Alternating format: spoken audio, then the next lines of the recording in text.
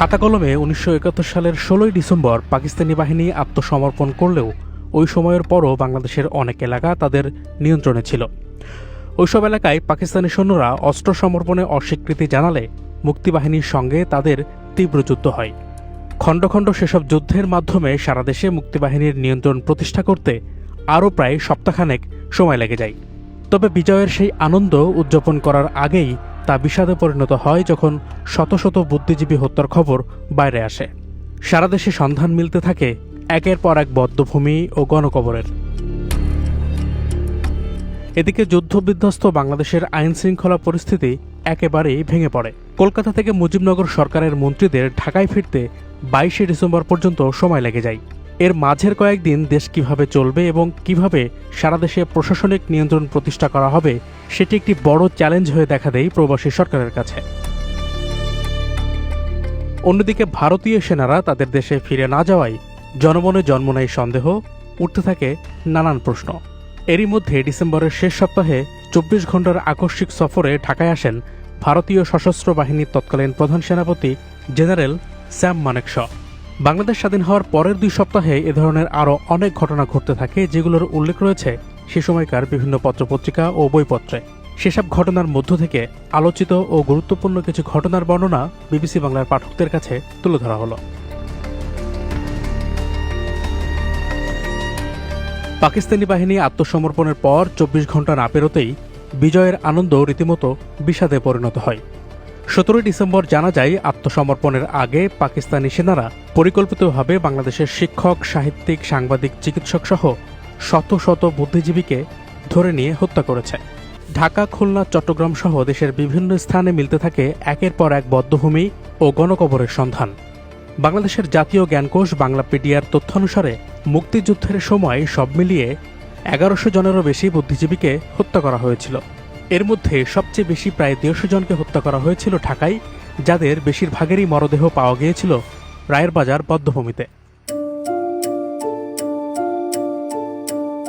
৭১-এর ১৬ই ডিসেম্বর বাংলাদেশ স্বাধীনতা অর্জন করলেও কিছু কিছু এলাকায় পাকিস্তানি সেনারা অস্ত্র ফেলে দিতে অস্বীকৃতি জানায়।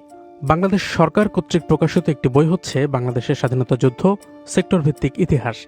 এই গ্রন্থ থেকে জানা যায় ১৬ই ডিসেম্বর বাংলাদেশ স্বাধীন হওয়ার পরও তা মেনে নিতে রাজি হননি যশোর, খুলনা অঞ্চলের দায়িত্বে থাকা পাকিস্তানি ১০৭ নম্বর ব্রিগেডের কমান্ডার ব্রিগেডিয়ার হায়াত খান। ট্যাঙ্ক এবং ৪,০০০ সৈন্য নিয়ে তিনি খুলনা অঞ্চলে যুদ্ধ চালিয়ে যাওয়ার ব্যাপারে অটল থাকেন। তখন মুক্তিযুদ্ধের ৮ নম্বর সেক্টরের কমান্ডার মেজর আবুল মঞ্জুরের নেতৃত্বে মুক্তিবাহিনীর সদস্যরা একযোগে আক্রমণ শুরু করলে ১৭ই ডিসেম্বর দুপুরে খুলনার সার্কিট হাউস মাঠে পাকিস্তানি সেনারা আত্মসমর্পণে বাধ্য হয়। একইভাবে পাকিস্তানি বাহিনীর সঙ্গে তুমুল যুদ্ধের পর ১৭ই ডিসেম্বর বাগেরহাট, কিশোরগঞ্জ, রাজশাহী ও রাঙ্গামাটি, ১৮ই ডিসেম্বর পাবনা, নওগাঁ, সৈয়দপুর এবং রাজবাড়ী মুক্তিবাহিনীর নিয়ন্ত্রণে আসে। এছাড়া ১৯শে ডিসেম্বর ভৈরব ও পাবনার ঈশ্বরদী, ২১শে ডিসেম্বর নাটোর এবং ২৩শে ডিসেম্বর কুমিল্লার হোমনা উপজেলা পাকিস্তানি বাহিনীর কাছ থেকে পুরোপুরিভাবে মুক্ত হয়। পাকিস্তানি বাহিনীর আত্মসমর্পণের মধ্য দিয়ে এই ভূখণ্ডে তাদের প্রশাসনিক নিয়ন্ত্রণ ব্যবস্থা ভেঙে পড়েছিল। ফলে সদ্য স্বাধীন বাংলাদেশের প্রশাসনিক সব ক্ষেত্রে নিয়ন্ত্রণ প্রতিষ্ঠা করাটা জরুরি হয়ে পড়েছিল।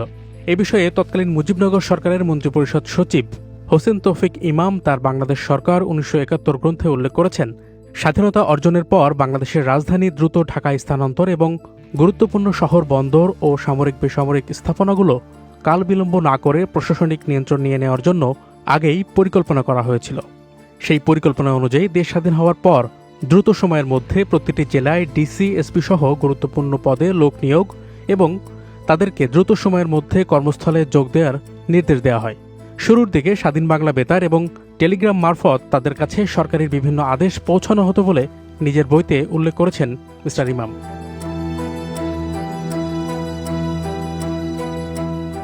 ঢাকা বিমানবন্দর সম্পূর্ণ নিয়ন্ত্রণে নেওয়ার পর ছোট ছোট দলে ভাগ হয়ে মুজিবনগর সরকারের কর্মকর্তারা দেশে ফিরতে শুরু করেন।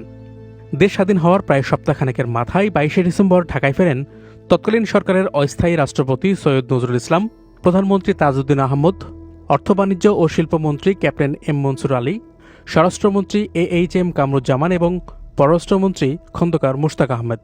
ঢাকার তেজগাঁও বিমানবন্দরে নামার পর বিপুল সংখ্যক মানুষ তাদেরকে ফুলের মালা পরিয়ে বরণ করে নেন। তাদের এই স্বদেশ প্রত্যাবর্তনের মধ্য দিয়ে বাংলাদেশের রাজধানী মুজিবনগর থেকে ঢাকায় স্থানান্তরিত হয়।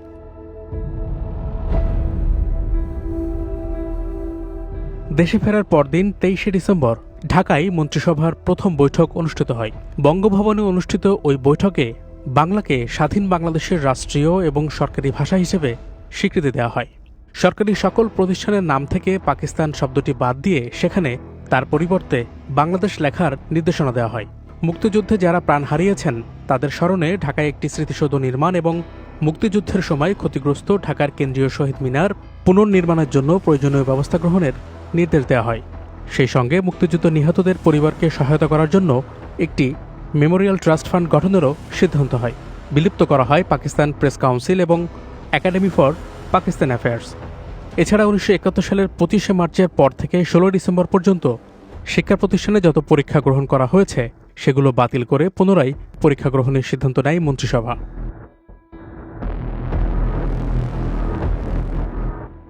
দেশ স্বাধীন হওয়ার একদিন পর 18 ডিসেম্বর ঢাকার পল্টন ময়দানে মুক্তিবাহিনীর আয়োজনে প্রথমবার জনসভা অনুষ্ঠিত হয়। সেই জনসভা থেকে বাংলাদেশের প্রতিষ্ঠাতা রাষ্ট্রপতি শেখ মুজিবুর রহমানকে পাকিস্তানের কারাগার থেকে মুক্তি দেওয়ার জন্য 31শে ডিসেম্বর পর্যন্ত সময় বেঁধে দেন মুক্তিযোদ্ধারা। নির্ধারিত সময়ের মধ্যে মিস্টার রহমানকে মুক্তি দেওয়া না হলে বাংলাদেশের মুক্তিবাহিনী পাকিস্তানে আক্রমণ করবে বলেও হুঁশিয়ারি দিয়েছিলেন মুক্তিবাহিনীর তৎকালীন অন্যতম কমান্ডার আব্দুল কাদের সিদ্দিকী।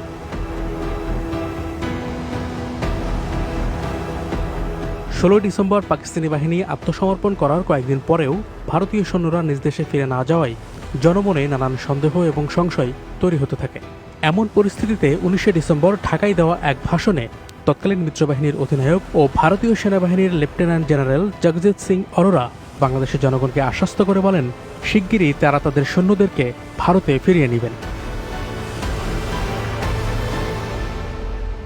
ডিসেম্বরের শেষ সপ্তাহে 24 ঘণ্টার সফরে ঢাকায় আসেন ভারতীয় সশস্ত্র বাহিনীর তৎকালীন প্রধান সেনাপতি জেনারেল স্যাম মানেকশ। 27শে ডিসেম্বর জেনারেল মানেকশকে বহনকারী বিমানটি ঢাকায় অবতরণ করলে তাকে ফুল দিয়ে স্বাগত জানান তৎকালীন বাংলাদেশ সরকারের রাজনৈতিক উপদেষ্টা আব্দুস সামাদ আজাদ।